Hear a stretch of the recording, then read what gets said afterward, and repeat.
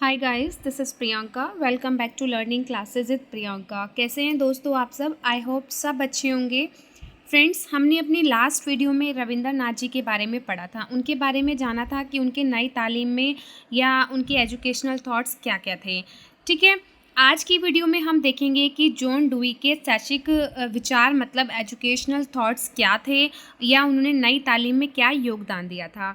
देखिए फ्रेंड्स, जो हमारी लास्ट वीडियो थी रविंद्रनाथ जी के बारे में, जो उनके एजुकेशनल थॉट्स हमने पढ़े थे और गांधी जी के जो थॉट्स हमने पढ़े थे वो ऑलमोस्ट ना कुछ हद तक सिमिलर ही थे। ठीक है, बट जॉन डुई के जो एजुकेशनल थॉट्स हैं वो कुछ डिफरेंट हैं। ठीक है, इसलिए मैं आपको कहूँगी कि आप वीडियो को एंड तक देखिएगा, वीडियो को अच्छे से देखिएगा, ध्यान से पढ़िएगा ताकि आपको अच्छे से समझ में आए। आपको ना दोबारा देखने की नीड ना पड़े एग्ज़ाम में, आप एक बार वीडियो देखें और आपको अच्छे से लर्न हो जाए, याद रहे। ठीक है, और देखिए अगर आपको इसकी पीडीएफ भी चाहिए तो आपको मेरे टेलीग्राम चैनल पर मिल जाएगी। मैं उसका जो लिंक है टेलीग्राम का वो डिस्क्रिप्शन बॉक्स में शेयर कर दूंगी और आप डायरेक्ट भी टेलीग्राम पर सर्च कर सकते हैं लर्निंग क्लासेस विद प्रियंका के नाम से। जो हम वर्क एजुकेशन जो बीएड सेकेंड ईयर का हमारा सब्जेक्ट है उसके काफ़ी इंपॉर्टेंट टॉपिक्स को मैं आपके साथ शेयर कर चुकी हूँ। ठीक है, अगर आप प्रीवियस ईयर के क्वेश्चन पेपर देखेंगे, मैंने प्रीवियस ईयर के क्वेश्चन पेपर को एक ही वीडियो में शेयर किया हुआ है, आपको वो फीचर प्लेलिस्ट में वीडियो मिल जाएगी। और भी वर्क एजुकेशन की जो इम्पॉर्टेंट टॉपिक्स हैं उनकी वीडियोस मिल जाएंगी। आपने नहीं देखी है तो आप देख लीजिएगा। और अगर आपको इन वीडियो को देखने के बाद ऐसा लगता है कि आपके लिए वीडियो यूज़फुल थी, आपको अच्छी लगी, पढ़ के अच्छे से समझ में आया, तो आप वीडियो को लाइक शेयर एंड कमेंट कर दीजिएगा। और चैनल पर नए हो तो चैनल को सब्सक्राइब भी कर दीजिएगा, बेल आइकन को प्रेस कर दीजिएगा ताकि आपको नेक्स्ट वीडियो की नोटिफिकेशन सबसे पहले मिले। तो चलिए वीडियो को स्टार्ट करते हैं। तो देखिए जॉन डुई कौन थे? जॉन डुई एक प्रेगमेटिस्ट थे। ठीक है, प्रेगमेटिस्ट का मतलब होता है व्यवहारिकतावादी। ठीक है, कि यहाँ मैंने ट्रांसलेट नहीं किया हुआ, लिख देती हूँ मैं, व्यवहारिकता वादी। ठीक है, एक सामाजिक कार्यकर्ता थे वो। Who rejected the idea of eternal truth and values, जो रिजेक्ट करते थे मतलब नकारते थे किसको? शाश्वत सत्य को और मूल्यों को। Only accepting as true what was useful in everyday life, वो केवल एक्सेप्ट करते थे उस सत्य को जो हमारे दैनिक जीवन में यूजफुल होता है, मतलब जो हमारे प्रैक्टिकल लाइफ में अप्लाई होता है, जिसको हम अपने एवरीडे लाइफ में यूज़ करते हैं। ठीक है, अपने दैनिक जीवन में उस सत्य को ही वो सत्य मानते थे। वो कहते थे ना, शाश्वत सत्य उनके लिए कुछ नहीं है, उनके लिए जो सत्य है वो क्या है? जो हम अपने प्रैक्टिकल लाइफ में यूज़ करते हैं। ठीक है, अब पढ़ते हैं उनका एजुकेशन को लेके क्या कॉन्सेप्ट था। The concept of education involve, कि उन्होंने शिक्षा की अवधारणा में किस चीज़ को शामिल किया? Nurturing and individual abilities to empower, कि व्यक्ति की क्षमताओं का पोषण करना, जो व्यक्ति के अंदर कैपेबिलिटीज़ होती हैं, एबिलिटीज़ होती हैं, उनका पोषण करना। And them to shape their surrounding, और उनको शेप देना किसको? उनकी सराउंडिंग्स को, और उनको रियलाइज़ कराना उनकी पोटेंशियलिटीज़ को। ठीक है, जो उनके अंदर उनकी क्षमताएं हैं, जो उनके अंदर उनकी कैपेबिलिटीज़ है, एबिलिटीज़ है, उनको रियलाइज़ कराना, उनको शेप देना ही उन्होंने शिक्षा की अवधारणा में शामिल किया था। अब हम बात करेंगे एम्स ऑफ एजुकेशन की। एम्स ऑफ एजुकेशन में क्या इंक्लूड किया था उन्होंने? सबसे पहले है reconstructing experience and adapting to the environment, की अनुभवों का पुनर्निर्माण करना और पर्यावरण के अनुकूल ढलना। कि मतलब जो आपके एक्सपीरियंस है उनको रिकंस्ट्रक्ट करना, उनका पुनर्निर्माण करना और उनको पर्यावरण के अनुकूल ढालना। Next, fostering social skill development, मतलब सामाजिक कौशल विकास को बढ़ावा देना। Next, providing training for participation in democratic society, लोकतांत्रिक समाज में भागीदारी हेतु प्रशिक्षण प्रदान करना। जो हमारे डेमोक्रेटिक कंट्री है, जो हमारे डेमोक्रेटिक सोसाइटी है, उसमें पार्टिसिपेशन करना। ठीक है, उसको बढ़ावा देना। नेक्स्ट पढ़ते हैं करिकुलम, कि एजुकेशन में कौन से करिकुलम को उन्होंने फॉलो करने के लिए कहा था, कि क्या क्या करिकुलम मतलब होने चाहिए। सबसे पहला है grounded in real life activities की वास्तविक जीवन की गतिविधियों पर आधारित होना चाहिए curriculum. Aligned with children interest, बच्चों की रुचियों के अनुसार होना चाहिए। Centred on the needs of both the child and society, बच्चों बच्चों की और समाज की नीड्स के मतलब उनकी ज़रूरतों के अकॉर्डिंग होना चाहिए। चाइल्ड सेंटर्ड, सोसाइटी सेंटर्ड होना चाहिए। Design to be practical and useful, कि उस तरीके से डिज़ाइन किया जाना चाहिए जो हमारे प्रैक्टिकल और यूज़फुल, मतलब हम जिसको प्रैक्टिकल लाइफ में अप्लाई कर सके, जो हम अपने डेली लाइफ में अप्लाई कर सकें।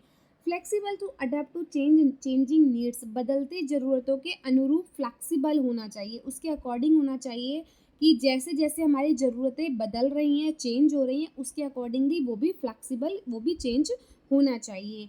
Ensure correlation among all subjects and activities in the curriculum, पाठ्यक्रम में सभी विषयों और गतिविधियों के बीच सहसंबंध सुनिश्चित करते हुए होना चाहिए। इस तरीके से होना चाहिए कि हमारे सब्जेक्ट की और एक्टिविटीज़ में जो है कोरिलेशन बिठाए।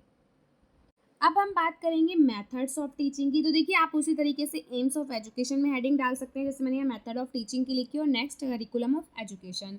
अब जैसे हम पढ़ेंगे मेथड ऑफ टीचिंग, तो उसमें 2 मेथड्स उन्होंने फॉलो किए थे। पहला था social environment is needed for learning, ठीक है। उनके अकॉर्डिंग 2 एस्पेक्ट थे लर्निंग के, सीखने के 2 एस्पेक्ट थे। पहला था social environment is needed for learning, मतलब सीखने के लिए सामाजिक वातावरण की आवश्यकता होती है। सेकंड, क्योंकि देखिए, जो हमने फर्स्ट की बात करी है कि हमें कुछ भी सीखने के लिए हमें सामाजिक वातावरण की आवश्यकता होती है, उससे मतलब आई होप आपको अच्छे से समझ में आया हो। क्योंकि आपको कुछ भी सीखना है, आप एक सोशल वर्कर है, एक सोशल प्राणी होता है एक व्यक्ति, उसको सीखने के लिए समाज के अनुरूप चलना होता है, समाज से ही उसको सीखने को काफ़ी कुछ मिलता है। सेकेंड है, a person can learn only when his social consciousness is aroused and he is active, कि एक व्यक्ति तभी सीख सकता है जब उसकी सामाजिक चेतना जागृत होती है और वो सक्रिय होता है, वो एक्टिव लर्नर होता है। Dewey considered activity as the basis of learning, कि डेवी ने गतिविधि को सीखने का आधार माना। अब कुछ और मेथड्स हैं जॉन डुई के अकॉर्डिंग, वो मेथड्स भी हम पढ़ लेते हैं। जैसे सबसे पहला मेथड है लर्निंग बाय डूइंग, करके सीखना। ऑब्जर्वेशन और एक्सपीरियंस से सीखना। प्ले वे एजुकेशन से सीखना। एक्टिविटी के थ्रू सीखना। सेल्फ एक्सपीरियंस से सीखना, मतलब आत्म अनुभव से। और रीजनिंग और रियलाइजेशन, कि तर्क और सामान्यीकरण पाठ्यक्रम में विषय और गतिविधियों से सीखना, ठीक है। तो ये कुछ और मेथड जॉन डे के अकॉर्डिंग होते हैं कि इनके अकॉर्डिंग भी व्यक्ति सीख सकता है। डिसिप्लिन की, कि जॉन डुई ने किस डिसिप्लिन को डिसिप्लिन माना, कि उनके अकॉर्डिंग क्या था कि his people Kilpatrick develop the project method, कि किलपैट्रिक जो थे उनके शिष्य, उन्होंने एक डेवलप किया था प्रोजेक्ट मेथड को। तो डुई ने कहा, उन्होंने विश्वास किया कि discipline is an internal power, की एक अनुशासन वो होता है जो आंतरिक पावर होती है, जिस जो मतलब व्यक्ति खुद से करके सीखता है, मतलब खुद से डिसिप्लिन जो व्यक्ति होता है, कि फोर्सफुली ना हो, कि खुद से डिसिप्लिन होना ही उनके अकॉर्डिंग डिसिप्लिन था। That guide individual to think and behave in accordance with social norms, जो व्यक्तियों को सामाजिक मानदंडों के अनुसार सीखने और व्यवहार करने के लिए मार्गदर्शन करती है। To foster this quality, Dewey emphasise the importance of a democratic environment in education, कि इस गुणवत्ता को बढ़ावा देने के लिए डेवी ने शिक्षा में लोकतांत्रिक माहौल के महत्व पर जोर दिया। डेमोक्रेटिक सोसाइटी को, डेमोक्रेटिक एनवायरनमेंट को ही उन्होंने जोर दिया था, ठीक है। तो इन अ शॉर्ट हम क्या बोल सकते हैं कि ड्यूई ने किस पर विश्वास किया, कि डिसिप्लिन क्या है, इंटरनल पावर है, कि जब व्यक्ति खुद से अपने आप को डाइट करता है सामाजिक मानदंडों के अनुसार, तो वही व्यक्ति डिसिप्लिनरी होता है। अब बात करते हैं डीवी के अनुसार एक टीचर कैसा होना चाहिए। तो देखिए, डीवी ने कहा है कि टीचर जो है एक सोशल वर्कर होता है, एक सामाजिक कार्यकर्ता होता है, ठीक है, जिसकी एक बहुत बड़ी भूमिका होती है, जो बच्चे को उसकी प्रॉब्लम को सॉल्व करने में हेल्प करता है, उसके साथ वो इंगेज होता है ताकि बच्चा जो है अपनी प्रॉब्लम को सॉल्व कर सके, ठीक है। कि he saw the teacher as a planner for the appropriate educational environment and a guide to help children in their learning journey, कि जो बच्चों को उनके सीखने की यात्रा में भी हेल्प करके मार्गदर्शन के रूप में देखा जाता है। अब बात करते हैं स्कूल्स की, ठीक है, कि according to Dewey school should provide a homely environment categorised by freedom, love, sympathy and cooperation, कि एक स्कूल का एनवायरनमेंट होमली एनवायरनमेंट होना चाहिए, मतलब बच्चे को अपने घर जैसा फ़ील होना चाहिए, उसको वहाँ प्यार मिलना चाहिए, सहानुभूति मिलनी चाहिए, उसको फ्रीडम मिलनी चाहिए, उस तरीके से वो एनवायरनमेंट उसको दिया जाना चाहिए। क्योंकि एक स्कूल देखिए, उनका कहना था कि एक एक स्कूल सिर्फ़ बच्चे को जो है फ्यूचर के लिए ही तैयार नहीं करता, वो उसको बहुत चीज़ों के लिए तैयार करता है। उसको जो है उनके लघु समाज के कार्य के रूप में कार्य करता है। वो इन गुणों को विकसित करता है कि वो अपने को जो है आगे बढ़ा सके, ठीक है? अब हम बात करेंगे जॉन डुई के एजुकेशनल थॉट्स नई तालीम के अकॉर्डिंग, ठीक है?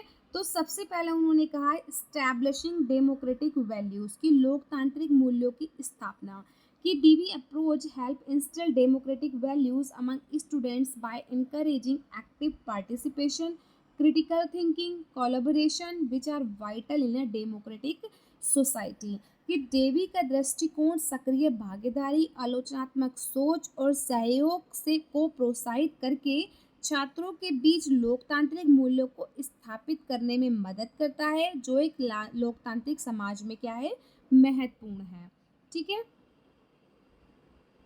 नेक्स्ट बात करेंगे बिल्डिंग कलेक्टिव कॉन्फिडेंस, सामूहिक विश्वास का निर्माण करना। Both dewy philosophy and Nai Talim promote collective working methods, fostering confidence in student to collaborate effectively and make decision collectively.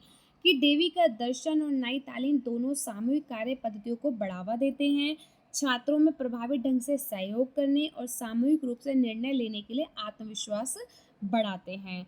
Next है एम्फसाइजिंग लर्निंग बाय डूइंग। देखिए ये तो हम पढ़ते ही आ रहे हैं वर्क और एजुकेशन में, कि लर्निंग बाय डूइंग पे मतलब कि करके सीखने पर ही जोर दिया जाता है, हैंड्स ऑन एक्टिविटी पे, हैंड्स ऑन एक्सपीरियंस पे, जैसे क्राफ्ट पे अभी हम आगे भी पढ़ेंगे इसका एक।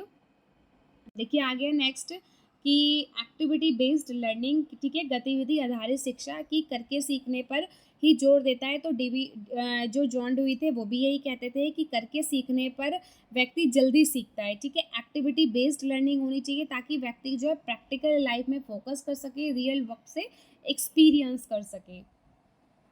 नेक्स्ट है प्रमोटिंग हैंडीक्राफ्ट, जैसे हमने मिट्टी के बर्तन बनाना देखा था कि वर्क एजुकेशन में उस चीज़ पर जोर दिया जाता है, ठीक है। तो टूवी भी उस बात पर जोर देते हैं कि प्रमोट करना चाहिए हस्तशिल्प को, ठीक है, हैंडीक्राफ्ट्स पर जोर दिया जाना चाहिए, ठीक है।